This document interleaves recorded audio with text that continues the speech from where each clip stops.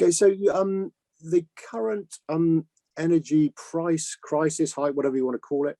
I mean, we're being told it's entirely down to the conflict, the Russia-Ukraine conflict. Is that right, or other things that feel? I mean, it wouldn't be completely unknown for the energy companies to sneak a little bit extra on top. No, so what is that? What's going on, or are there other factors? Yeah, I mean, there are other factors. I think we saw pricing heavily influenced by the pandemic, first of all, which I think led to some pretty low pricing across certain regions, particularly in the Nordics, actually, as demand, reduced significantly and largely for gas.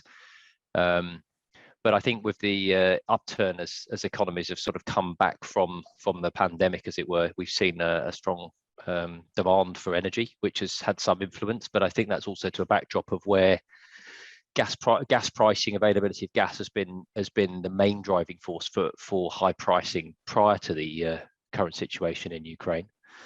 And I think certain regions, meteorological, let's say, conditions still have a big impact, particularly when you look at, renewables around wind and hydro. So there's been a pretty cold and dry winter and actually summer last year in some areas, particularly in the Nordics. So that sort of led to less renewables for hydro and things like that. So I think there's a combination of things, but then clearly in the last number of months, the Ukraine situation has had a massive increase on or impact on energy pricing, largely due to changes in supply routes and impact on gas and oil. When it comes to trying to resolve that issue, at least in the sort of short to medium term, it would appear that governments in particular have their hands tied, because you've alluded to the pandemic.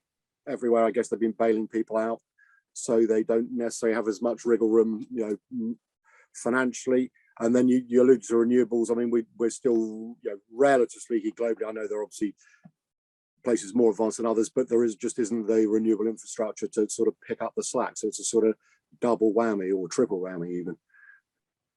It is. I mean, I think in 2021 in Germany, for example, 75% of the energy was from fossil fuels, and only 16% from renewables. And of that, they're a huge purchaser of oil and gas from Russia. So I guess, having such a shock to what has been a long-standing supplier of fossil fuels, you just don't have the capacity in other energy generation to fill the gap, really. So I mean, that's led to obviously such a big increase in pricing, demand for fossil fuels from other sources.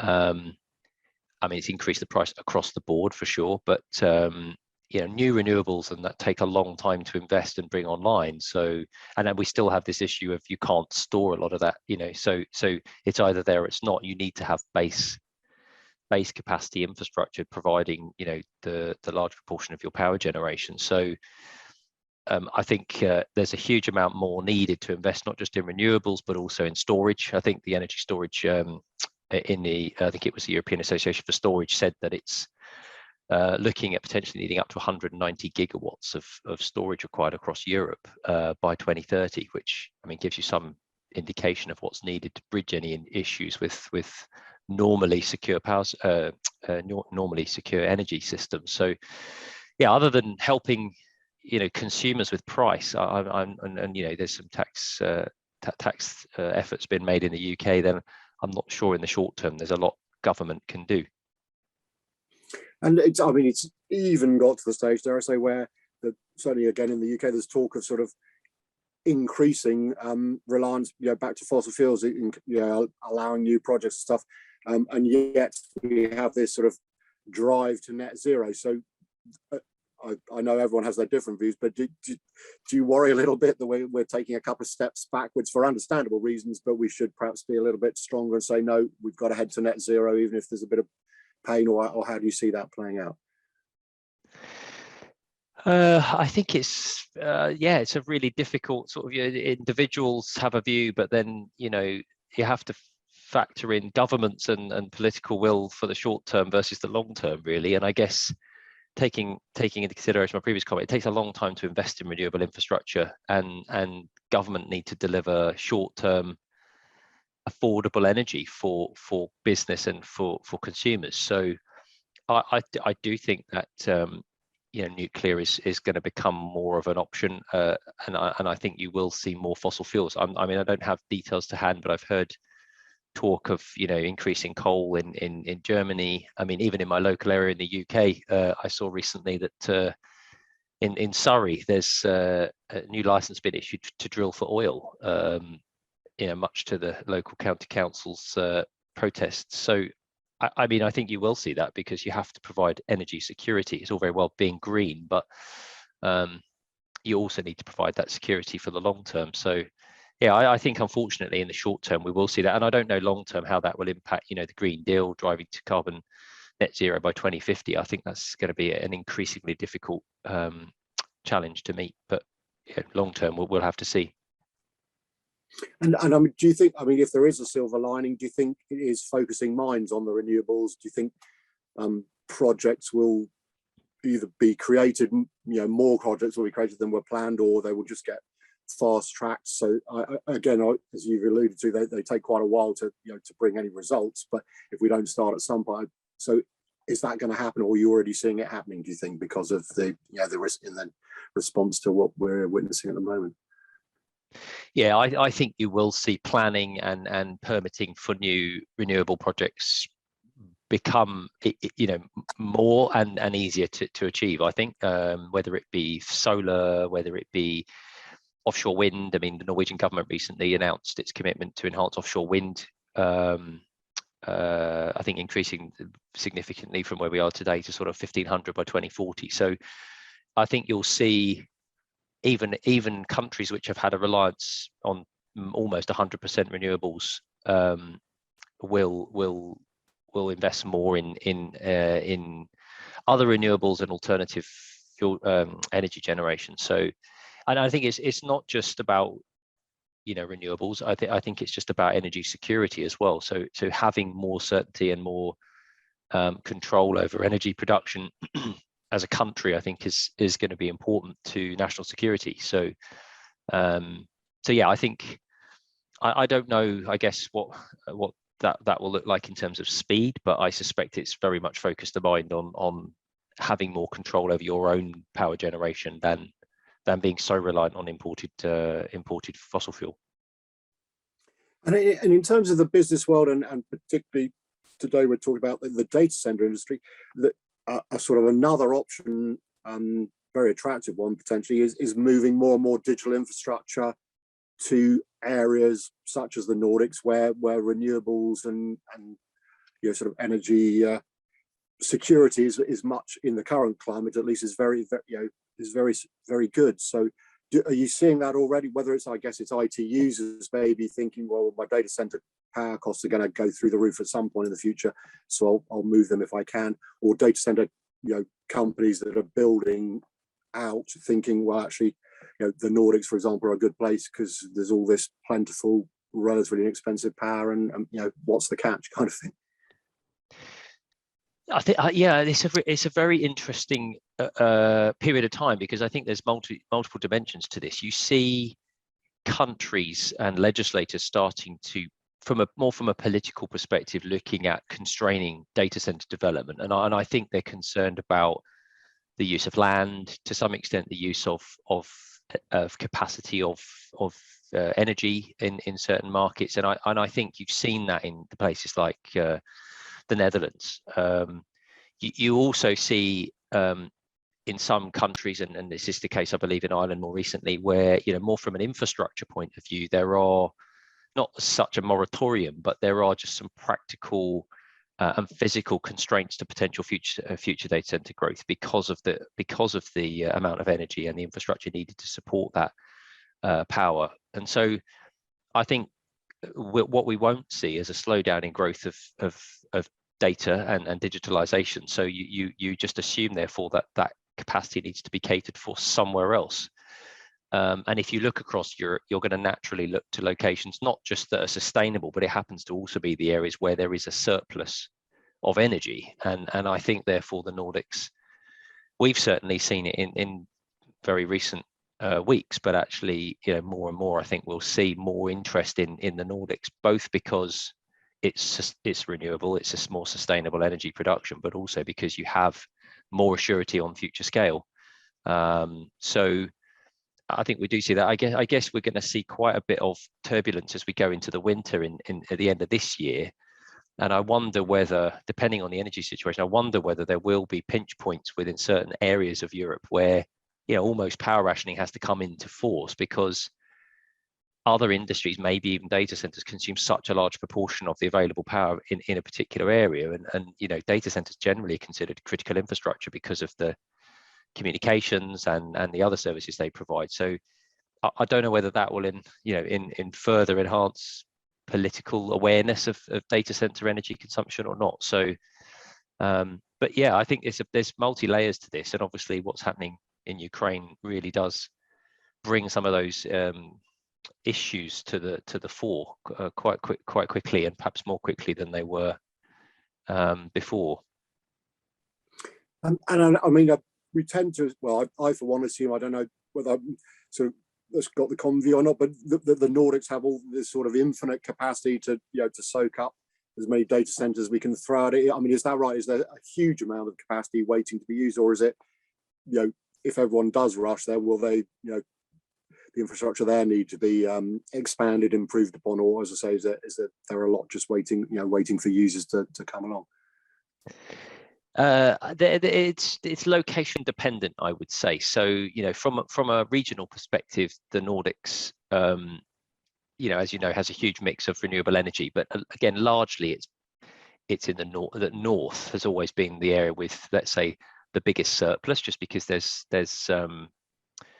less industry, less people, less need for and demand for the energy.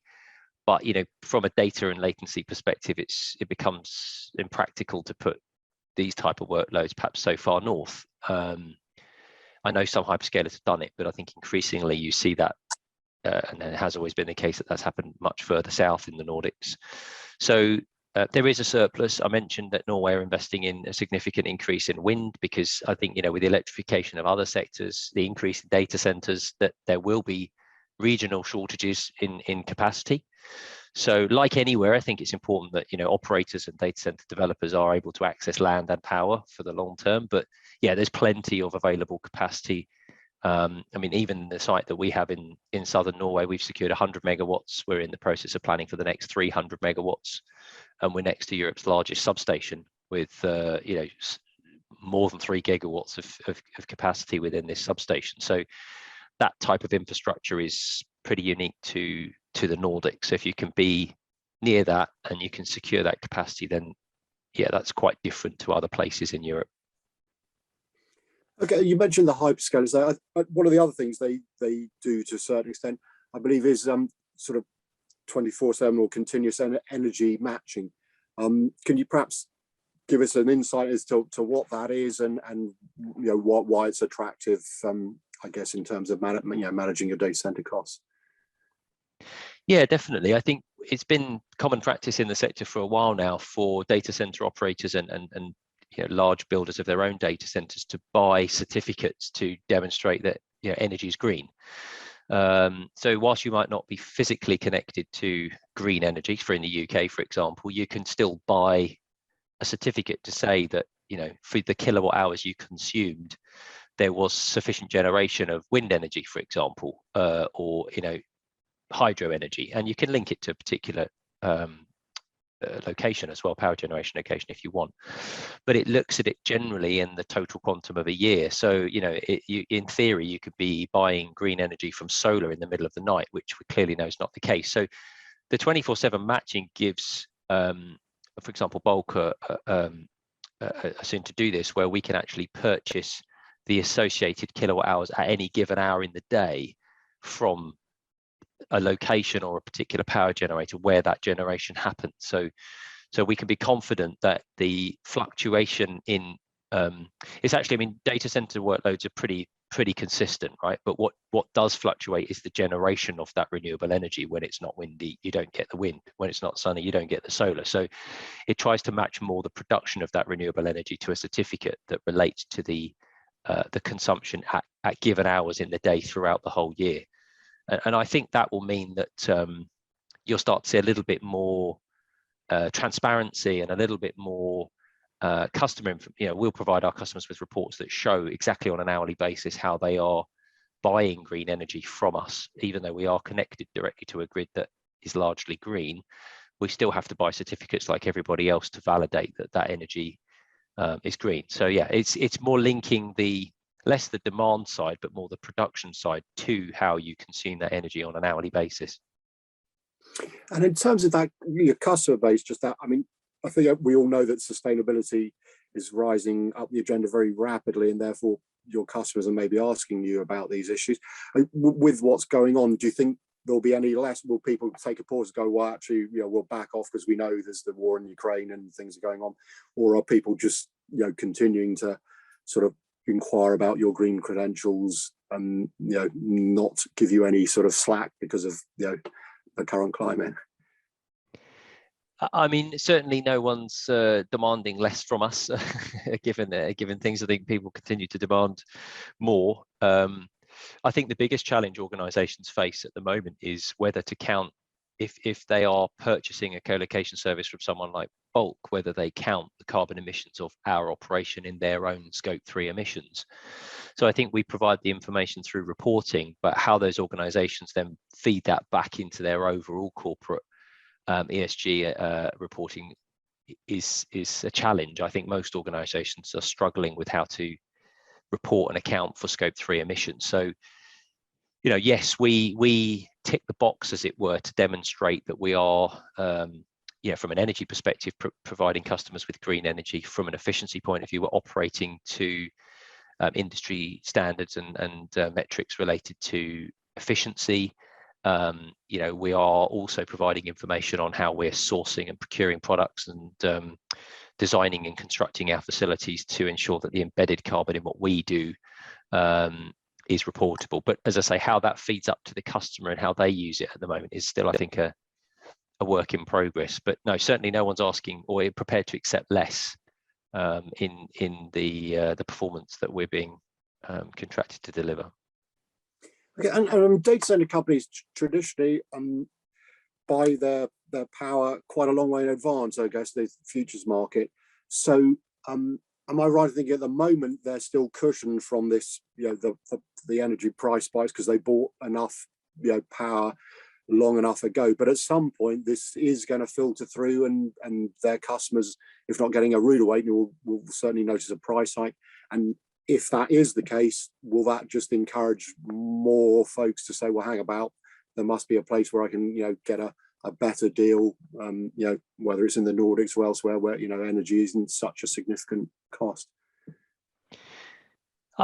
We've seen some short-term volatility, let's say, and questioning around power pricing.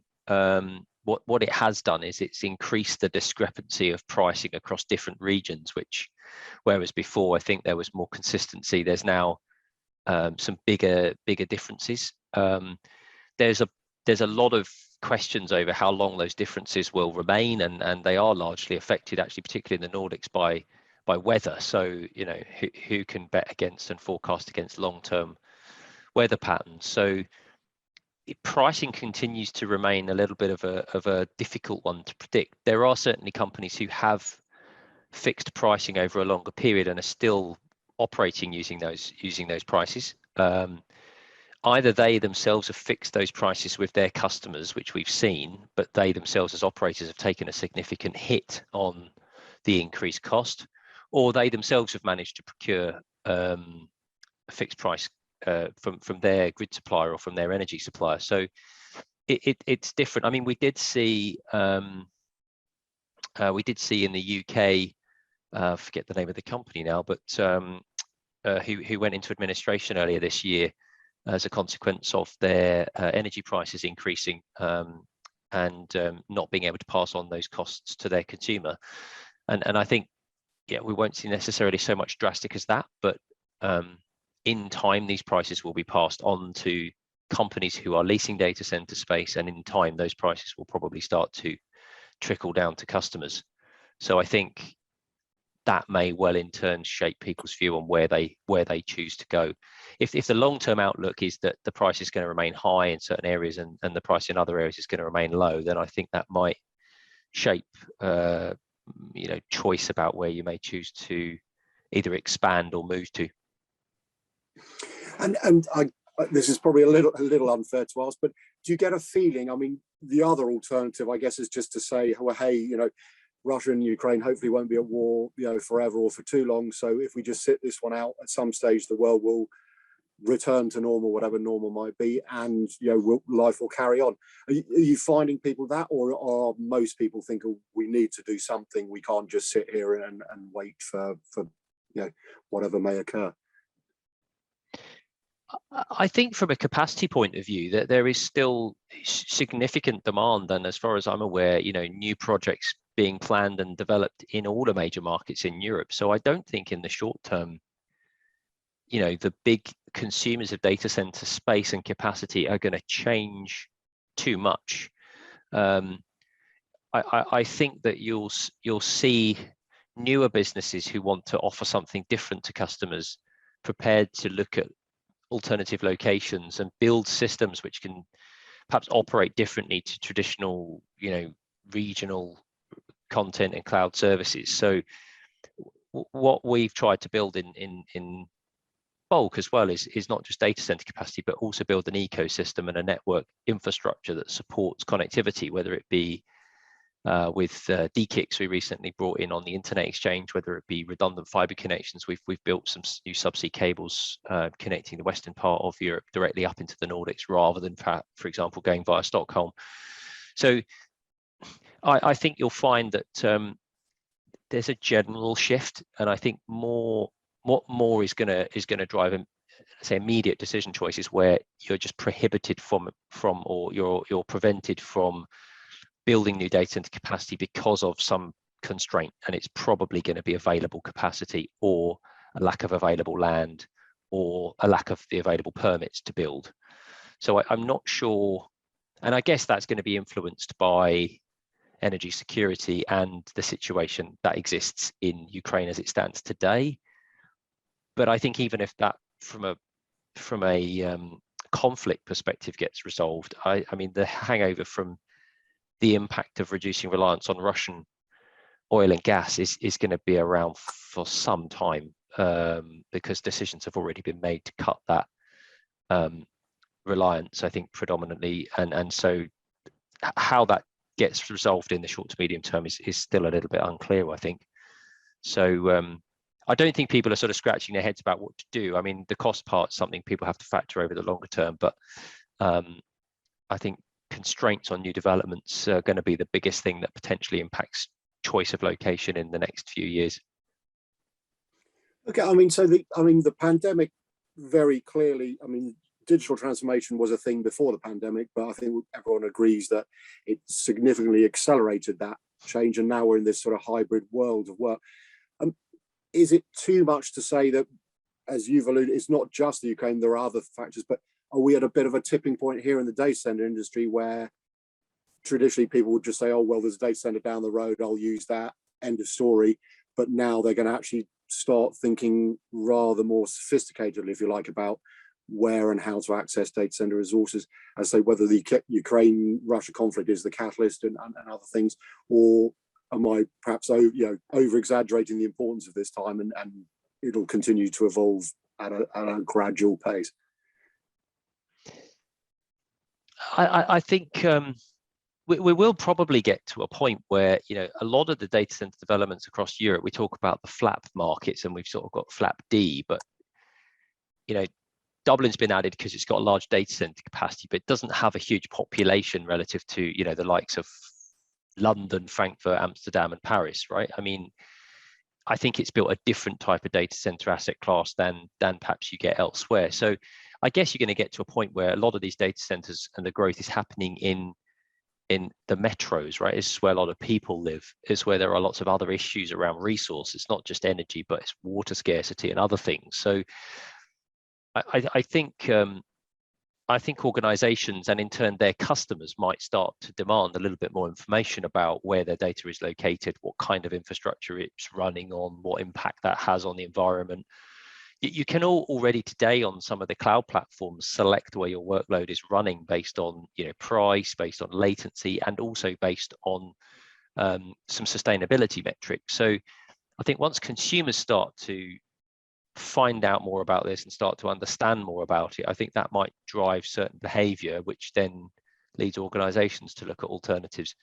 But I'm not sure there'll be a short-term major change, but I think medium term, I think the location for these types of facilities will change. I mean, you also have to factor in, particularly in the UK, that new data protection and data sovereignty legislation is being muted around. We're not in the EU anymore, so again, it does create some additional compliance and questions for organisations about how to do this. So I think there's lots of complexity and different layers to this, but we see customers who have no core business in Norway, for example, coming to us for data center capacity because they want to be able to, yes, low cost, yes, be green, but they want to tell their customers about it, and it ticks a huge part of their ESG agenda as well. So I think we will see more of that. Okay, well, I've taken up quite a lot of your time, and Bob, I really appreciate the insights you've given. So thank you very much indeed. Thank you. Thank you. Thank you.